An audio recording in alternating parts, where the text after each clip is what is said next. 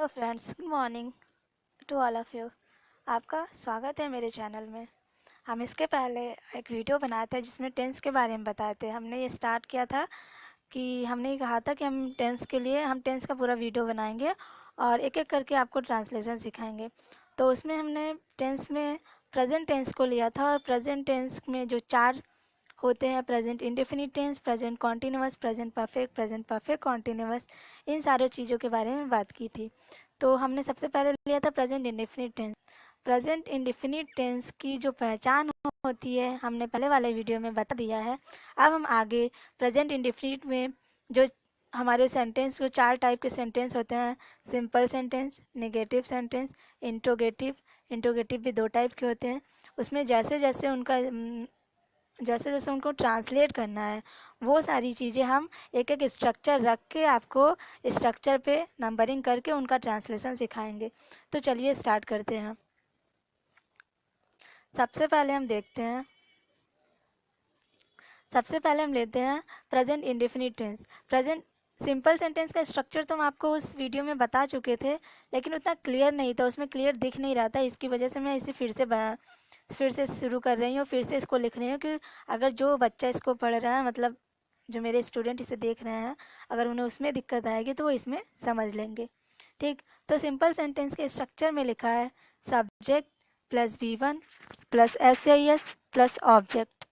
ठीक, अब इसमें सब्जेक्ट आप लोग को बता दिया था, सब्जेक्ट और ऑब्जेक्ट क्या क्या होता है। वर्ब होता है जो ट्रांसलेशन में जो क्रिया होती है उसको V1 V2 V3 ऐसे करके हम इंडिकेट करेंगे। और इसमें एक चीज़ दिया है एस या ई एस हमें कर्ता के अनुसार ही यूज़ करना है।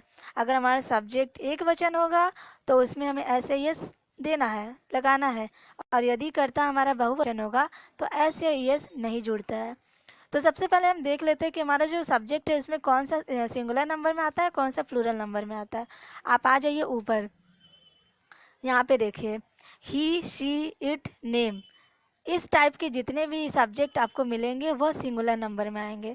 ठीक, तो इसके साथ हमें SAES जोड़ना है। अगर आपको याद ना हो तो सिंगुलर नंबर जहाँ लिखा है उसके बगल में आप SES करके इंडिकेट कर दीजिए। ठीक, उसके बाद I, U, V, दे, ये चारों और इस तरह के जितने भी बहुवचन में जो सब्जेक्ट यूज़ होंगे वो सारे प्लूरल नंबर में आएंगे, जिसमें S से ES किसी भी कीमत पे नहीं जोड़ना है। ठीक, अब देखते हैं स्ट्रक्चर कैसे हम इसको ट्रांसलेट करेंगे। हम एक सेंटेंस लिए हैं हिंदी का, लिखा है वह एक किताब पढ़ता है। अब इसमें वह हमारा जो सब्जेक्ट है वह सिंगुलर में है या प्लूरल में, ये आपको चुनना है। ठीक, तो वह हमारा किस में है, सिंगुलर नंबर में। अब सिंगुलर नंबर के साथ हमें SAES जोड़ना है, इस बात को ध्यान रखना है। तो हमने इस पे नंबरिंग की हुई है, देखिए ध्यान से। जैसे वह एक किताब पढ़ता है तो वह सब्जेक्ट, हमारा सबसे पहले सब्जेक्ट दिया है तो हम सब्जेक्ट चुन लिए वह। उसके बाद दिया है प्लस V1। तो अब इस सेंटेंस में हमें देखना है कि वर्ब क्या है। तो इसमें वर्ब क्या है, पढ़ना। पढ़ना हमारा वर्ब है, तो वर्ब को हमने 2 नंबर पे लिख के रखा हुआ है ऑलरेडी, उस पर 2 नंबर लिख दिए हैं। इसका मतलब कि हमें पहले नंबर वाला लिखना है, फिर उसके बाद दूसरे नंबर वाला नीचे लिखना है। उसके बाद हमें SAES ऊपर दिख रहा है। ठीक, तो हमारा सब्जेक्ट जो वह है एक वचन में है, इसके साथ हमें SAES लगाना है, इसलिए हम है के ऊपर तीसरा नंबर लिख दिए हैं, जिससे आपको याद रहे कि SAES हमें आगे तीसरे नंबर पे लिखनी है। तो ये हो गया तीसरे नंबर पे। अब हम स्ट्रक्चर में ऊपर देखते हैं, SAES के बाद लिखा है प्लस ऑब्जेक्ट। ओ, ऑब्जेक्ट को मैंने सिर्फ ओ लिखा है, उसका मतलब है ऑब्जेक्ट। आप उसको पूरा भी लिख सकते हैं, आप उसे पूरा ही लिख लीजिए कि आप भूले ना उसे। ऑब्जेक्ट मतलब कर्म, हमारा कर्ता जो कार्य कर रहा है वो, मतलब वो हमारा कर्म है। और इस तरह भी हम समझ सकते हैं कि वर्ब के बाद, सब्जेक्ट के बाद जो कुछ भी बचा वह हमारा ऑब्जेक्ट है। ठीक, तो हमारा सब्जेक्ट क्या बचा, हमारा चारों में से क्या बचता है, वह हो गया, पढ़ता हो गया, है हो गया, एक किताब बची हुई है। तो हमने इसके नीचे लाइन अंडरलाइन करी हुई है और क्या लिखा है 4, मतलब वो चौथे नंबर पे यूज़ होगा। तो हमने देख लीजिए कि कैसे लिखा है। पहले नंबर पे वह है, वह को हमने लिखा वह की इंग्लिश क्या होती है, लड़का है तो ही और लड़की होती तो सी, तो वह के लिए ही। उसके बाद दूसरे नंबर पे लिखा है हमने पढ़ना, तो पढ़ने की अंग्रेजी होती है रीड, ही रीड। उसके बाद अब देखेंगे कि हमारे सब्जेक्ट में एक वचन है या बहुवचन, उसके अनुसार हमें एस या ई एस जोड़ देना है। तो हम ऊपर ही देख चुके हैं कि एस या ई एस हमें जोड़ना है क्योंकि वही हमारा एक वचन में है, तो रीड्स के साथ हम एस ऑलरेडी लिख चुके हैं। He reads a book. उसके बाद बचता क्या है, तीसरे नंबर के बाद क्या आता है, चौथा नंबर। चौथे नंबर में क्या बचता है हमारा, एक किताब, उसकी अंग्रेजी हम एक किताब लिखते हैं। ठीक, इस तरह सेंटेंस को नंबरिंग कर करके उसको ट्रांसलेट करना है। तो चलिए अब हम निगेटिव सेंटेंस का देखते हैं।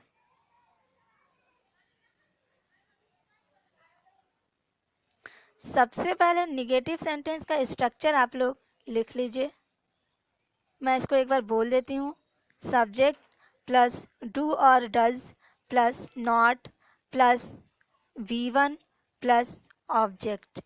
ठीक, ये हमारा निगेटिव सेंटेंस का स्ट्रक्चर है। अब इसमें डू और डज कैसे यूज़ करना है ये भी हमारे सब्जेक्ट पर डिपेंड करता है। अगर हमारा सब्जेक्ट, जब अभी हम बताएं ना ऊपर एक वचन और बहुवचन, यदि हमारा सब्जेक्ट एक वचन में होगा तो हमें जैसे उसमें ऐसे ई एस लगाते थे, तो इसमें हम डज लगाएंगे। अगर आपको जैसे ये याद नहीं होता है तो आप ये ध्यान रखिए कि हम वहाँ ऐसे ई एस लगाते थे, तो वहाँ का ऐसे ई एस हमारे डू में जुड़ गया है जो डज बन गया है। ठीक, अक्सर ये याद नहीं रहता है, तो उसमें हमेशा याद रखिए जब हमारा सब्जेक्ट एक वचन होगा तो उसमें हमें डज ही चुनना है, क्योंकि यहाँ करने से मतलब है करना है, जरूरी नहीं करना है, ये तो हमारा हेल्पिंग वर्ब है। लेकिन जैसे याद ना हो तो उसके लिए याद रखिए कि डू में हमारा ई एस जुड़ गया है। सिंपल सेंटेंस में हम एक वचन के साथ एस या एस जोड़ते थे सब्जेक्ट में, वर्ब में, तो उसी तरह डू में एस या एस लगा के हमारा हेल्पिंग वर्ब जो तैयार हुआ है उसे हमें एक वचन के साथ ही लेना है। ठीक, और डू किसके साथ हो जाएगा, प्लूरल नंबर का जितना भी सब्जेक्ट है, जैसे आई, यू, वी, दे, ये सारे प्लूरल नंबर के हमारे सब्जेक्ट हैं, तो उनके साथ हमें डू का प्रयोग करना है। चलिए इसका एक हम एग्जाम्पल लिख चुके हैं जो आपको दिखाते हैं।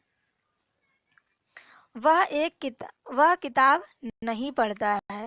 ठीक, तो मैं नंबरिंग किया हुआ है लेकिन मैं आपको समझा देती हूँ इसको। सबसे पहले स्ट्रक्चर में लिखा है सब्जेक्ट। ठीक, सब्जेक्ट हमारा क्या है, वह, उसके ऊपर हमने एक नंबर लिख दिया है। उसके बाद है प्लस डू और डज, तो हमें डू और डज इसमें लगाना है। डू और डज का प्रयोग केवल निगेटिव वाक्य में या इंट्रोगेटिव सेंटेंस में ही होता है। सिंपल में केवल ऐसे ये हम लोग यूज़ कर रहे थे, लेकिन आगे जो निगेटिव सेंटेंस और इंट्रोगेटिव सेंटेंस हमें मिलेगा उसमें ये डू और डज हेल्पिंग वर्ब यूज़ करना है। तो हम ये देखें कि हमारा सब्जेक्ट वह है, हम उस पर एक नंबरिंग लिख दिए हैं। उसके बाद हमें सब्जेक्ट के बाद है प्लस डू और डज, तो अब हमें चुनना है डू और डज। हम डज किसके हिसाब से और डू किसके हिसाब से सुनेंगे, जब हमारे सब्जेक्ट वह के अनुसार।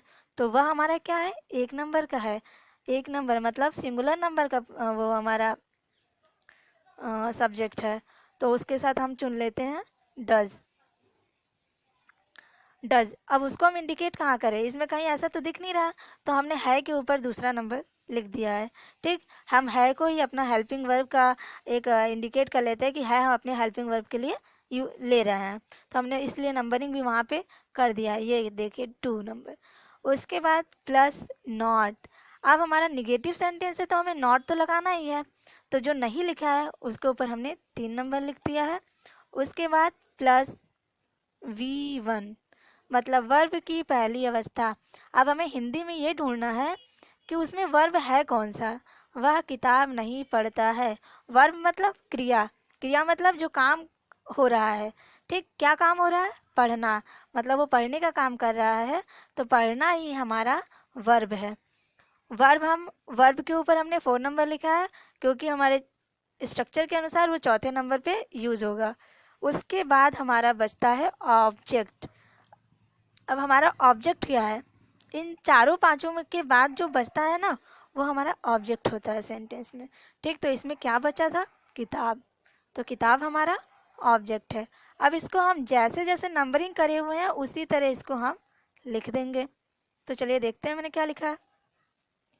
ही पहले नंबर पे है ही, फिर दूसरे नंबर पे क्या है, डू और डज चुनना था ना हमें, तो दूसरे नंबर पे हमने डज चुना है क्योंकि ही हमारा एक नंबर का सब्जेक्ट है, सिंगुलर नंबर का सब्जेक्ट है।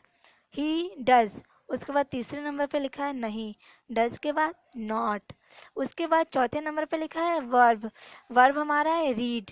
ठीक, पढ़ना की अंग्रेजी रीड, तो हमने रीड लिख दिया है। अब यहाँ पे एस ए एस नहीं यूज होगा क्योंकि डू के साथ हम एस ए एस जोड़ चुके हैं, डज में हमारा एस ए एस आ गया है। ठीक, तो डज नॉट जब यूज हो गया तो इसमें वर्ब में एस ए एस नहीं जुड़ेगा, वह केवल सिंपल सेंटेंस को ही दिखाने के लिए था। तो देखा हमने रीड लिखा है, केवल सिंगल रीड लिखा हुआ है, इसमें एस ए एस नहीं जोड़ा है, ये चीज़ आप भी याद रखिएगा। नॉट रीड, उसके बाद क्या बचता है, किताब। ठीक, तो एक बार में तो हम एक ही किताब पढ़ेंगे ना, ढेर सारी तो किताब पढ़ नहीं सकते, इसलिए मैंने लिखा है वह किताब नहीं पढ़ता है, he does not read a book, इसलिए हमने अ बुक लिखा है कि एक बार वो एक ही किताब पढ़ेगा, उसको मैंने अ बुक लिखा हुआ है। तो हमारा सेंटेंस बना है he does not read a book. ठीक, ये तो हमारा सिंगुलर नंबर के सब्जेक्ट के अनुसार जो ट्रांसलेशन था वो मैंने बना दिया है। अब मैं एक एग्जाम्पल नीचे लिखी हूँ प्लूरल नंबर के सेंटेंस, प्लूरल नंबर है उसमें, तुम जो है प्लूरल नंबर का सब्जेक्ट है ना, मैंने पहले ही बता दिया था। तो प्लूरल नंबर के सब्जेक्ट के अनुसार हम इसको कैसे बनाएंगे, चलिए देखते हैं। सबसे पहले लिखा है तुम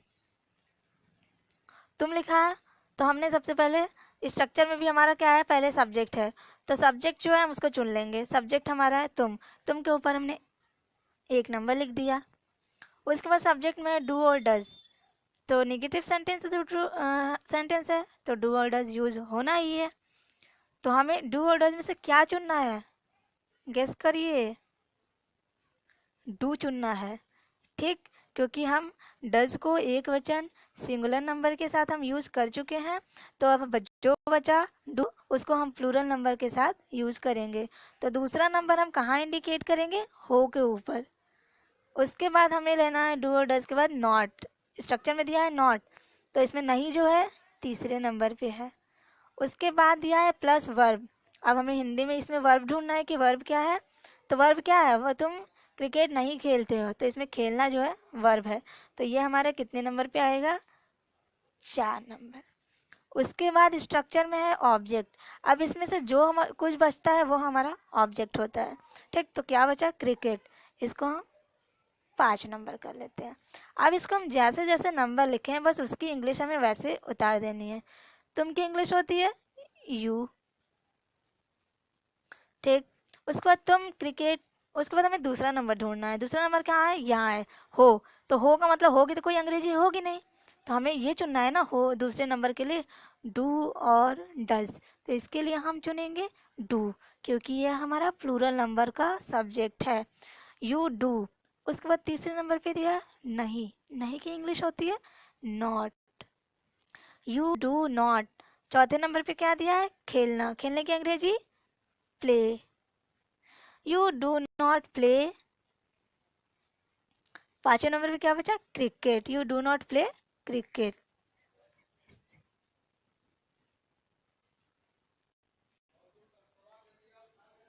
ये हमारा स्ट्रक्चर, ये हमारा ट्रांसलेशन हो गया, you do not play cricket. और डू नॉट को हम शॉर्ट में पढ़ते हैं डोंट।